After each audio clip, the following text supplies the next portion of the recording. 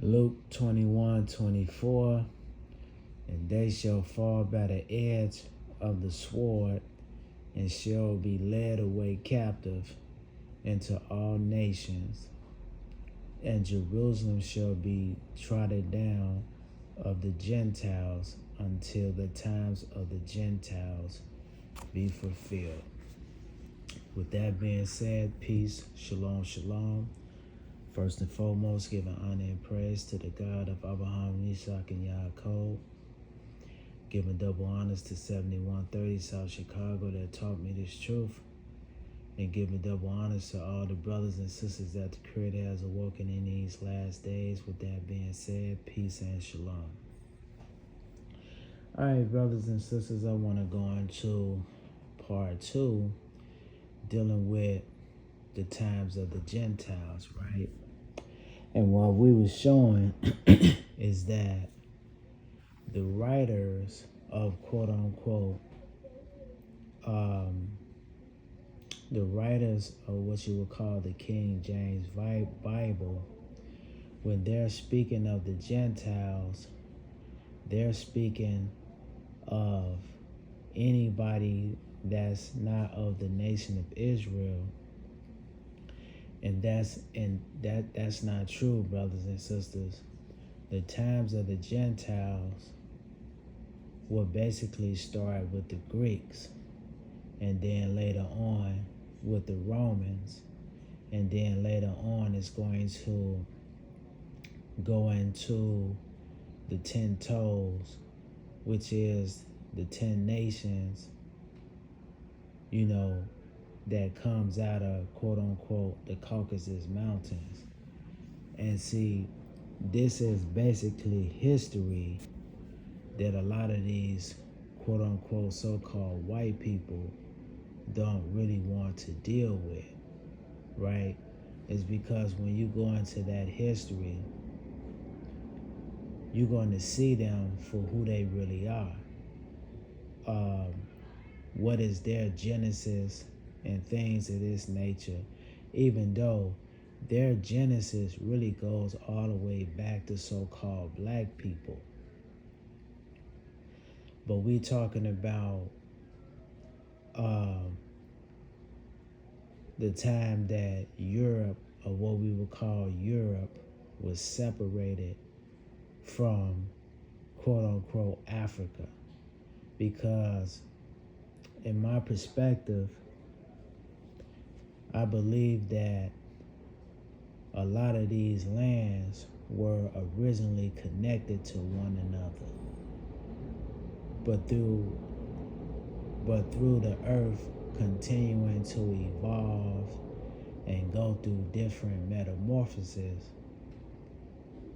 these lands later on start to disconnect themselves from each other. And then you will even have people, nations, and tongues, they will learn how to separate lands themselves, because the Creator gave us the ability to think for ourselves and to build, right? And then also you have what you would call a metamorphosis of different quote-unquote Africans or African people, quote-unquote, we just using that for educational purposes, of different African people. They will basically start to change into what you would call so-called white people. So, or different nations and things of this nature. So I'm going to lay out some of the books that we're going to be reading from, right? So the first book that I'm going to show you is the Germanic people, right? Their origin, expansion, and culture, right? This is one of the books that we're going to be reading from. Another book that we're going to be taking a look at, and we're going to go into this book today, is the 13 Tribe. I got to get a new book, though. Arthur Koestler. This is a very good book. And see, you'll have Christians they would try to say that Arthur Koestler don't know what he's talking about when it talks about some of the stuff that we're going to be going over today, right? So another book that we're going to be examining, because this is going to be an ongoing series, right? This book is called When Scotland Was Jewish: DNA Evidence, Archaeology, Analysis of Migrations and Public and Family Records Show 12th Century Semitic Roots, right? We're going to be going over that. Elizabeth Caldwell Hirschman and Donald N. Yates, right? We're going to be going over these books. We're going to take a look at this book called The Chosen People from the Caucasus, right? What other book we're going to be taking a look at? We're going to take a look at Imperial Rome, right? We're going to be looking at that.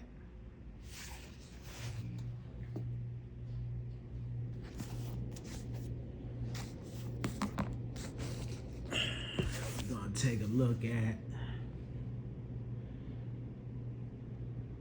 the Horizon Book of Ancient Greece. We're going to take a look at that book. And the reason why we're going to take a look at these books is because they're going to be going into, of course, we're going to be looking at the Bible. We're going to take a look at the Apocrypha, right?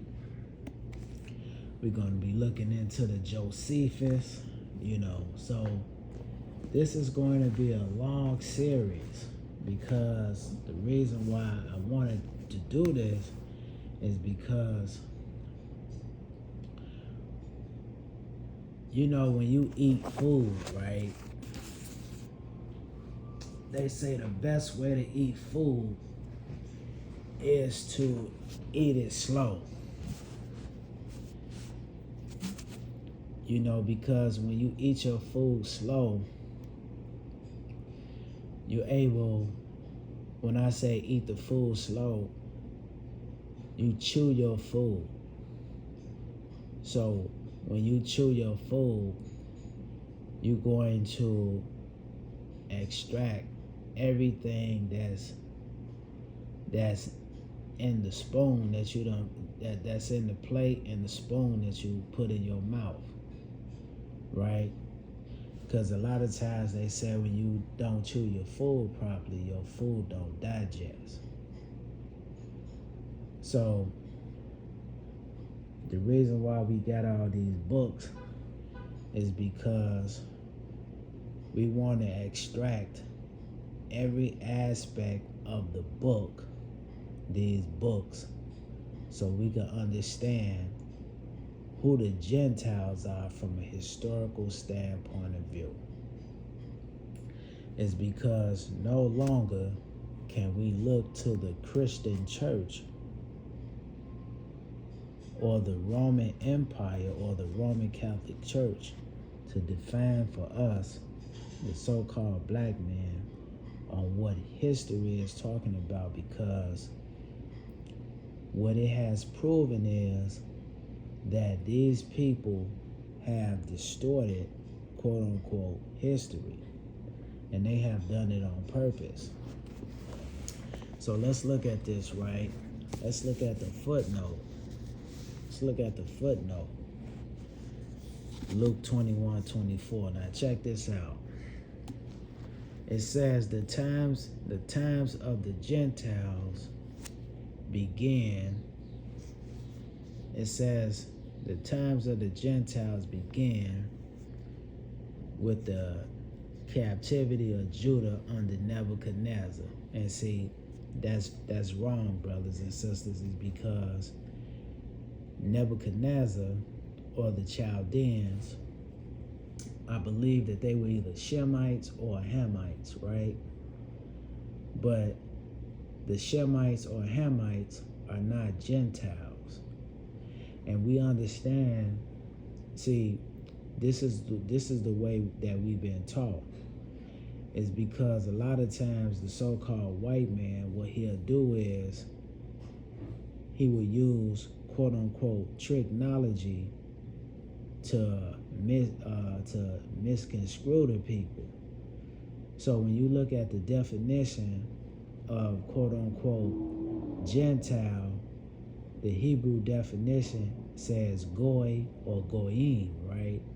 So an average person like myself and everybody else that's been under that technology spell, we'll say goy. Okay, goy means nation. So they'll use goy in the aspect of the nation of Israel, which Israel is a nation, which the Shemites, the Hamites, they did produce nations also.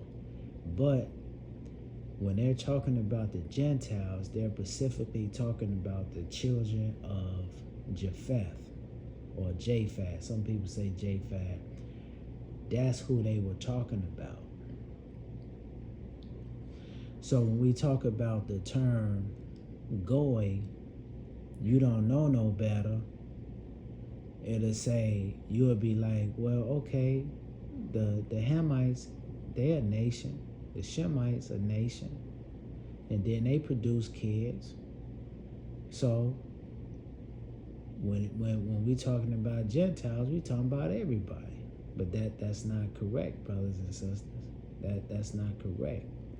So this here, when it says the times of the Gentiles began with the captivity of Judah under Nebuchadnezzar, 2 Chronicles 36:1 through 26, that's wrong, brothers and sisters. Since that time, Jerusalem have been, as Christ said, trodden down of the Gentiles. So when Yahshua speak, well, what is he talking about, Yahshua? He's talking about the nation of Israel. First, we was in captivity. Now, it's true. We was in captivity under our first, talking about Judah, Levi, and Benjamin. We was in captivity under Nebuchadnezzar. But Nebuchadnezzar and the Chaldeans are not Gentiles. So when the Messiah is speaking of this, when he says, until the times of the Gentiles be fulfilled, brothers and sisters, he's talking about during the time of the Greeks. That's what he's talking about. See, he's talking about during the time of the Greeks. So the first thing that we're going to do, since we on this topic, right, let's turn to First Maccabee, right? And we can go a lot of places with this, right? Let's turn to First Maccabee in the Apocrypha. Now, you know, Christians say that we shouldn't be reading this is because it's not canon. But that's not true. It's because, matter of fact, let's prove all things before we even go here. Let's prove all things. Let's turn to the commentaries, brothers and sisters. Let's look at this. Let's turn to the commentaries. Let's see what the commentaries got to say about this. Okay? I got to find the page real quick. I know it's in here. Right? Let me see something.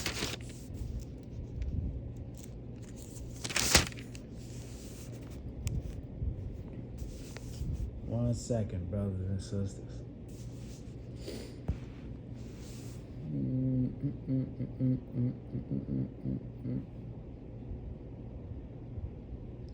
Okay. Well, I'm here, but I'm trying to pick where I'm going to actually read from, right? Let's just read this. We ain't gonna be too long with this, right? So this is coming out of quote unquote the King James, the KJV, King James Bible, right? Christians say you shouldn't be reading this. It's not canon. Check it. It says the excesses of Antiochus or Antiochus provoked the revolt of the Maccabees. One of the most heroic pages of history, Mattathias, the first of the Maccabees, a priest of great sanctity and energy of character, began the revolt with a band of godly and determined Jews pledged to free their nation and restore its ancient worship.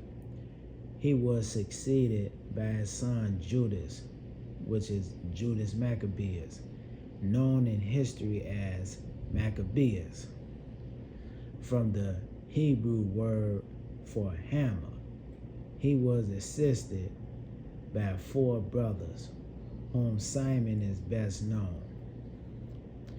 In 165 BC, Judas regained possession of Jerusalem and purified and rededicated the temple, an event celebrated in quote-unquote Jewish feast of dedication, right? But let me hit you with something.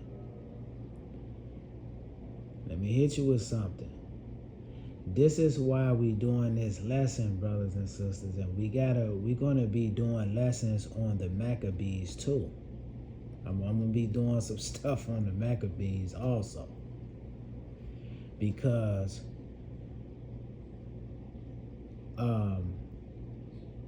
really the real feast of dedication is really the reintroduction of the laws, statutes, and commandments of the Creator in the temple. But when they talk about the Feast of Dedication in here, they're talking about the Feast of Lights, and we're going to be celebrating it on December the 25th. All of that is pagan, brothers and sisters. We're just using this for educational purposes. So, the Jews, they talk about how we don't worship the Messiah because the New Testament is pagan. Well, hold on now, because how you gonna say that you don't acknowledge the Messiah in the New Testament? The New Testament is flawed, but they dealing with the Feast of Dedication in the New Testament. We're going to show you that. So we're just reading it. Judas, who was slain in battle, was succeeded by his brother Jonathan. And him, the civil and priestly authority were united, 143 BC. Under Jonathan, his brother Simon, his nephew Hyrcanus the first, the Hasmonean line of priest rulers was established by a treaty with Rome. An account of history of Antiochus or Antiochus Epiphanes. Oh man, dropped my phone. It says, and the Maccabees is found in the apocryphal book, First Maccabees. Now, and you're going to find other accounts of history in the pseudepigrapha. So what we have to learn how to do is we have to learn how to eat the meat and spit out the bones. It's because the Jews, the Christians, the Muslims, all of these nations that's over us today, they're all pagans, y'all, and they're using our history to promote their pagan theologies and different practices, brothers and sisters. So you can't even really read the New Testament. You can read it. It's a great literature, right? But you can't really go into the New Testament until you start to read the Apocrypha. You got to read the book of Maccabees. So this is coming out of the King James Bible. They're telling you, they say, look, before you go into the New Testament, you got to read 1st, 2nd, and I think you got 3rd and 4th Maccabees. You know what I'm saying? Because you got that book called the Pseudepigrapha. So these are all histories that's in here. Now let's check this out. Let's turn to the book of John. I think it's John 10. I'm going to see real quick before we go on to this.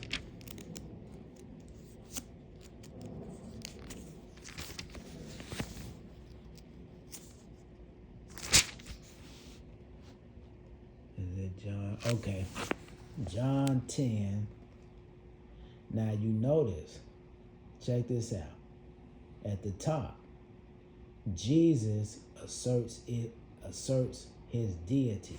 Now when you look at look up the word deity is a God, brothers and sisters. That's a God.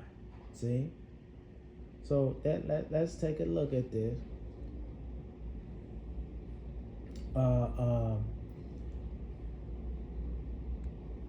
John 10:22.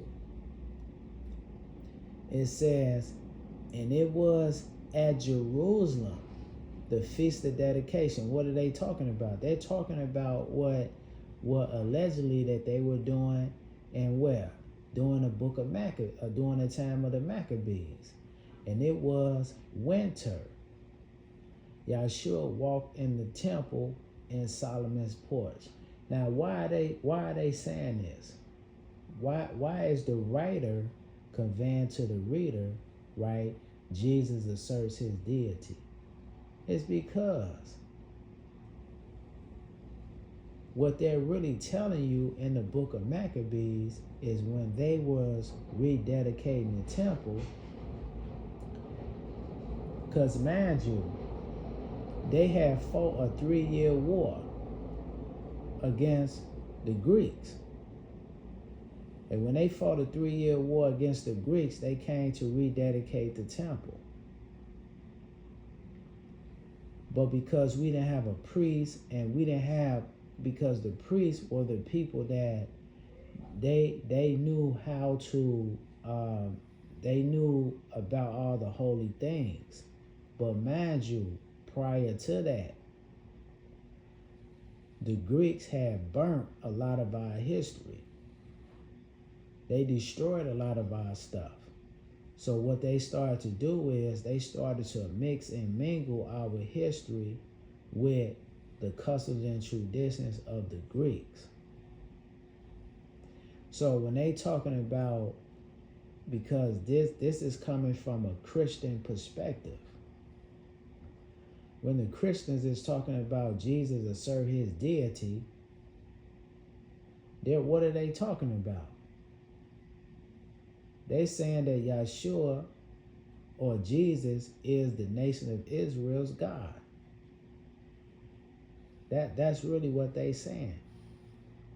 And when is Tammuz? When is Tammuz born? He's born on December the 25th, brothers and sisters.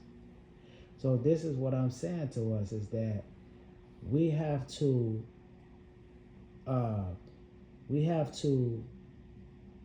take our history from the maniacal grips of paganism. So when the Messiah is talking about the times of the Gentiles, he's really talking about how the nation of Israel is going to be in captivity under the Greeks and the Romans.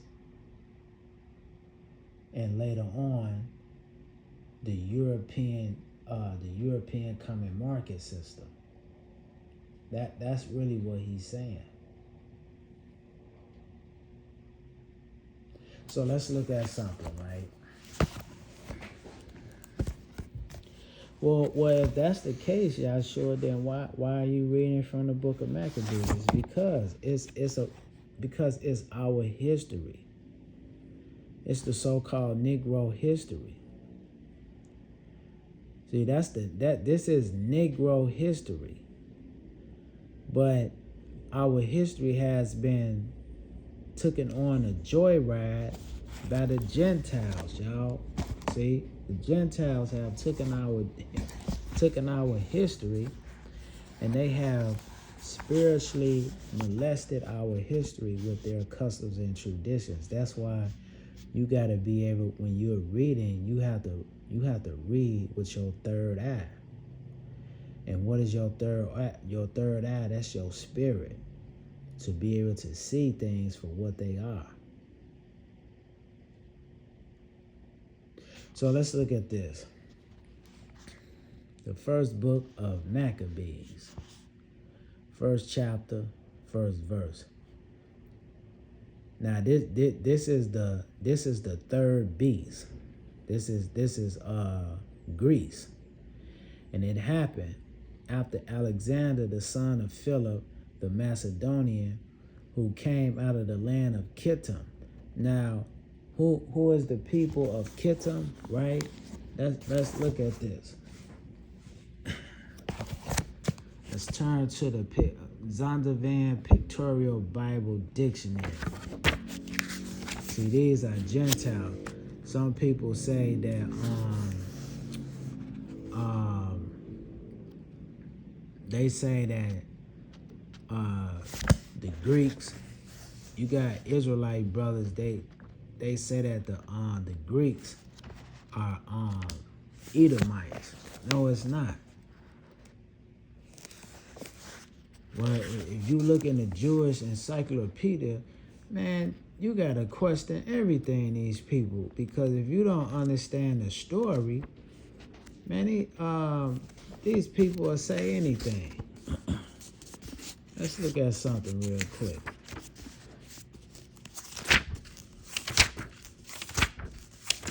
And you can't find nowhere in the Edomites' history that they were Romans or Greeks, right? Okay. Javan, right? Yawan, Ionian. Man, that's interesting. It said a region settled by one of the sons of Japheth, Genesis 10 and 2. Javan was the name of the country to Ezekiel 27 and 11, right? Who saw it as an important trade center.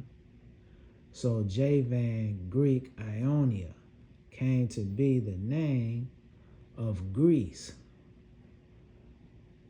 to the Hebrews. So who were the Greeks? The Greeks were the children of Japheth. That's not the children of Esau. See, that's wrong, brothers and sisters. We should not be teaching that. So it says the land of Kittim has smitten Darius, king of the Persians and Medes, right? Because the Medes are Gentiles too. The Persians are Shemites, that he reigned in his stead, the first over Greece. It says he made many wars and won many strongholds, and slew the kings of the earth, and went through the ends of the earth, and took spoils of many nations. This is Alexander. Because you go to, I think, the 8th or the 9th chapter of the book of Daniel, it talks about this. Insomuch that the earth was quiet before him, whereupon he was exalted, and his heart was lifted up, And he gathered a mighty stronghold and ruled over countries and nations and kings who became tributaries unto him. And after these things he fell sick and perceived that he should die. Wherefore he called his servants, such as were honorable and had been brought up with him from his youth, and imparted his kingdom among them while he was yet alive, because those are the four generals. They was Greeks too, right? So let's take a look.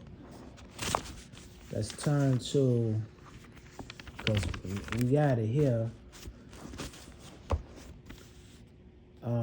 Let's turn to Daniel, book of Daniel.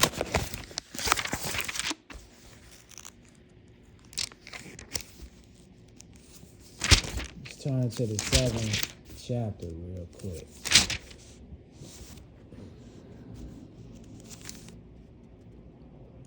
Because this is the times of the Gentiles, right?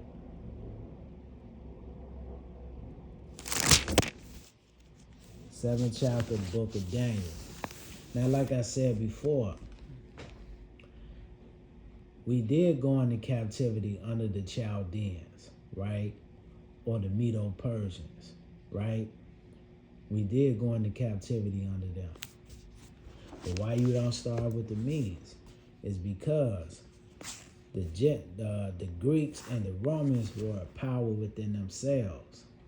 These were all children of Japhet. That's why we can't go to the Medo-Persians, is because the Persians were Shemites and the Medes, they were Gentiles too. They was of the children of Japheth too, but the Shemites and the Medes, they made an alliance. Now, I think that the Babylonians or the Chaldeans were either Hamites or they were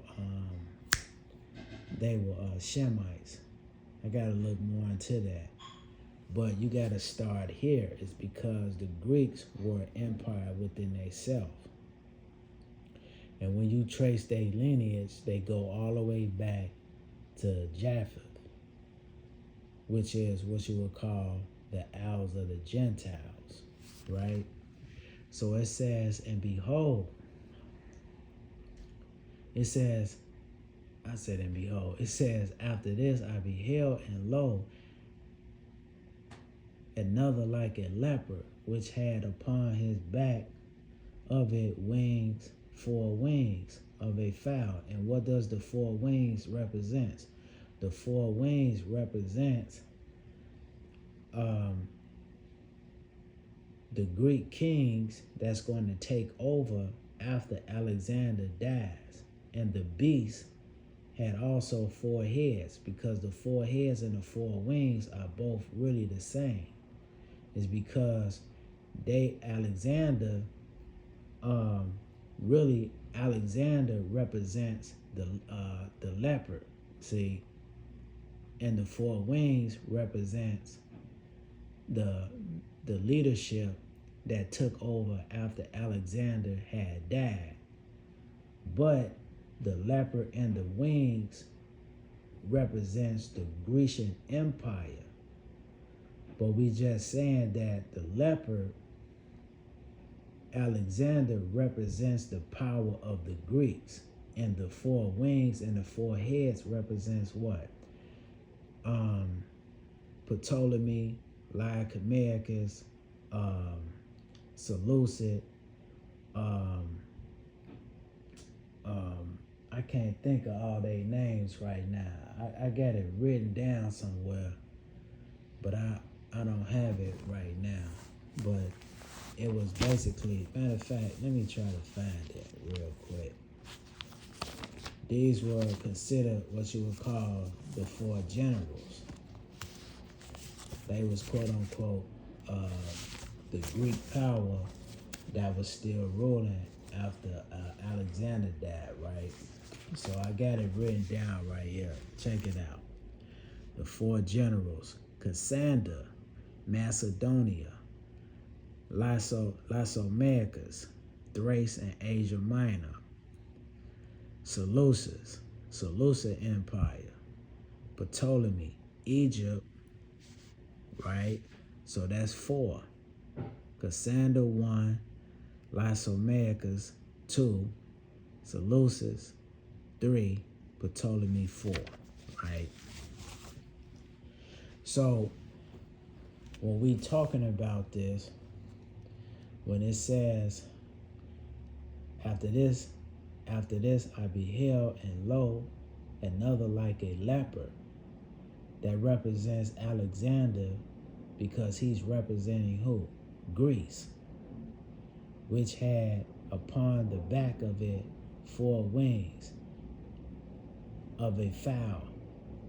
The beast had also 4 heads, and dominion was given to it, because the 4 heads and the 4 wings really represents the leadership that took over after Alexander, that after he died, because they was quote unquote the warriors, or the brains behind the conquering of the Medo-Persian Empire, right? So the times of the Gentiles starts here. So let's look at something. Let's turn to the 8th chapter, because we was reading the Greeks, right? Check it out. I think it's the 9th chapter. Let's see something. The 9th chapter of the book of Daniel. Let me see something, brothers and sisters. Hold on 1 second. Because it goes into that. Check it out. All right.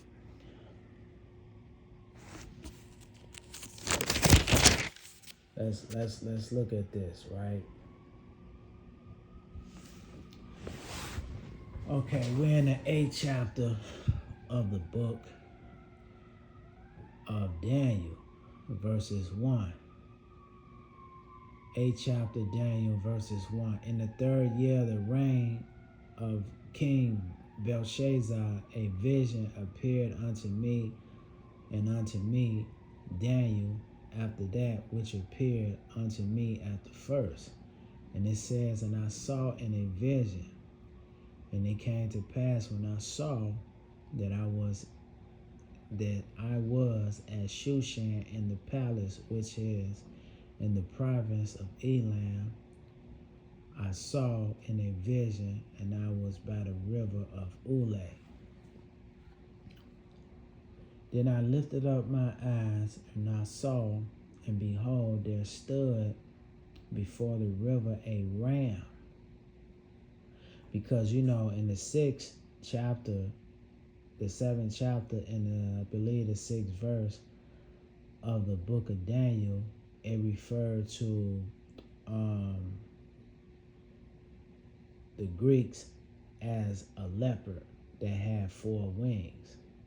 But check it out. It says, there stood before the river a ram, which had 2 horns. Now the ram that got 2 horns is representative of who?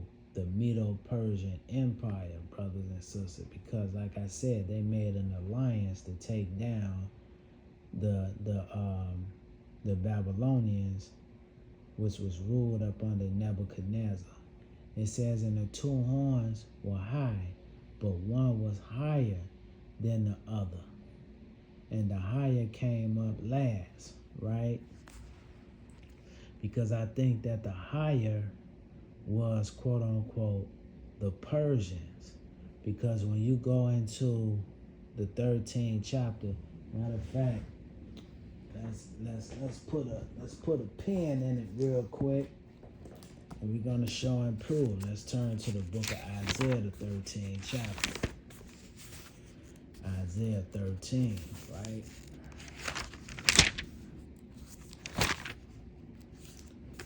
Isaiah 13. Check it out. Isaiah 13. Isaiah 13 and 17. It says, Behold, I will stir up the Medes against them, which shall not regard silver as for gold, and they shall not delight in it. Their bows also shall dash the young man to pieces, and they shall have no pity on the fruit of the womb. Their eyes shall not spare children, right? So who is that talking about? That's talking about the Medes, right? So we go into the verse. It says,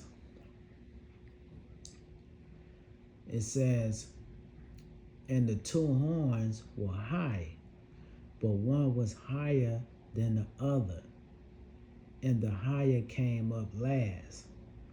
Now, who was the last that came up under that situation? It was the Persians. It's because the Medes came against the Babylonians, but later on the Persians came in, and they had become much stronger and higher than the Medes, right? And it says, and I saw the ram pushing westward and northward and southward, so that no beast might stand before him, neither was there any that could deliver out of his hand, but he did according to his will and became great. And as I considered, behold, an he-goat came from the west. Now, when it's talking about the he-goat, who is it talking about? It's talking about Greece. So this is what Yahshua was really talking about, brothers and sisters, when he was talking like that. Because the Israelites came up out of the Greeks, the Grecian Empire, and then they came into the Roman Empire, because remember, the Mashiach was in slavery under the Romans. He was in slavery up under the Romans before the Romans came in and took over Jerusalem. So that's why he made the statement until it says Jerusalem shall be trodden down of the Gentiles until the times of the Gentiles be fulfilled. What is that talking about? Until the Creator remove the Gentiles out of power. See, because right now they're still in power. Because America, the European common market system, they are all a part of what you would call what? The Gentile world power system. Now check this out. And as I was considering, behold, a he-goat came from the west of the face of the whole earth, and touched not the ground. And the goat had a noble horn between his eyes. And who the eyes represent? It represents who? Alexander and the Greeks. See? Because the he-goat represents the Grecians, but the eye that's in the middle of it represents the rule of Alexander. And it says, and he came to the ram and had two horns. And no, it says, and he came to the ram that had two horns, which I had seen standing before the river, and ran unto him in the fury of his power.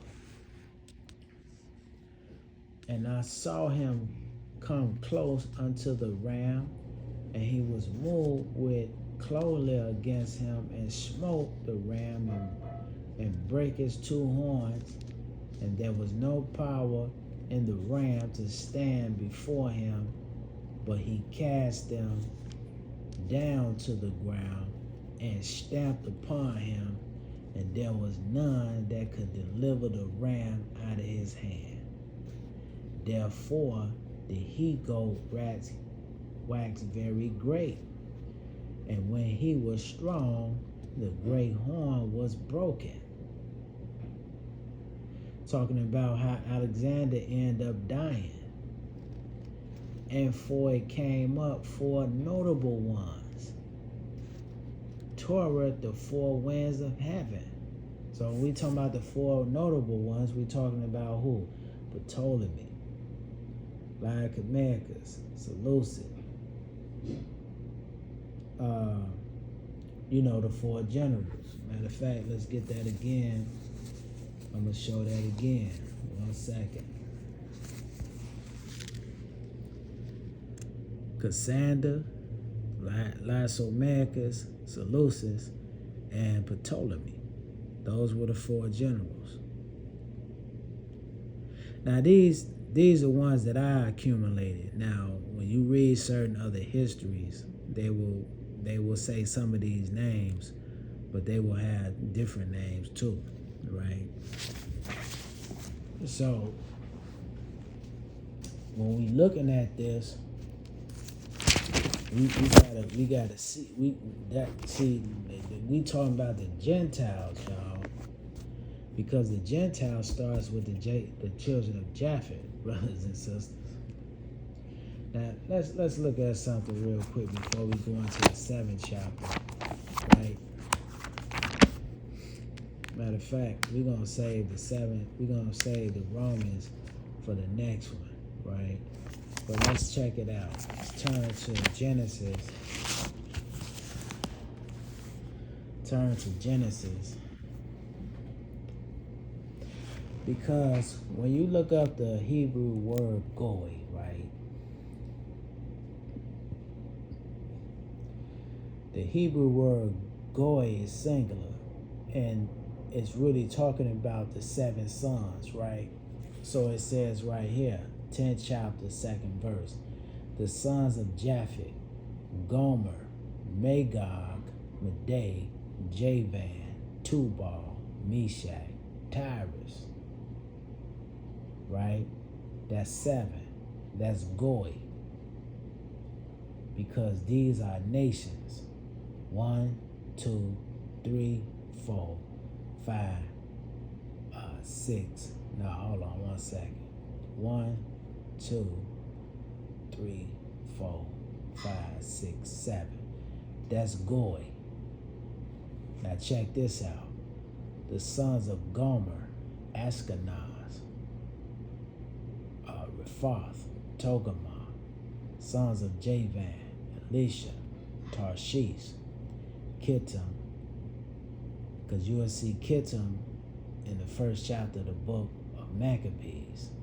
Instead of a K, it's a CH. Dodanim. By these were the isles of the Gentiles, divided in their lands, every one after his tongue, after their families and their nations. So when we start right here, when we start at the 3rd verse, sons of Gomer, that's Goyim. See, it's because these are the nations that comes out of who? Gomer and Javan. See, these are the nations that comes up out of Gomer and Javan. But I'm quite sure that Magog and Madai and Meshach and Tyrus and Tubal, they had kids also, right? But they just showing you how the nations came up out of the sons of Japhet. So what we're going to do, brothers and sisters, we're going to cut this one off, and then we're going to go into the 3rd part of quote unquote the times of the Gentiles. No, actually, yeah, we're gonna go into the third part 3 of the times of the Gentiles, because this is the second part 2 of the times of the Gentiles. So with that being said, brothers and sisters, peace, shalom.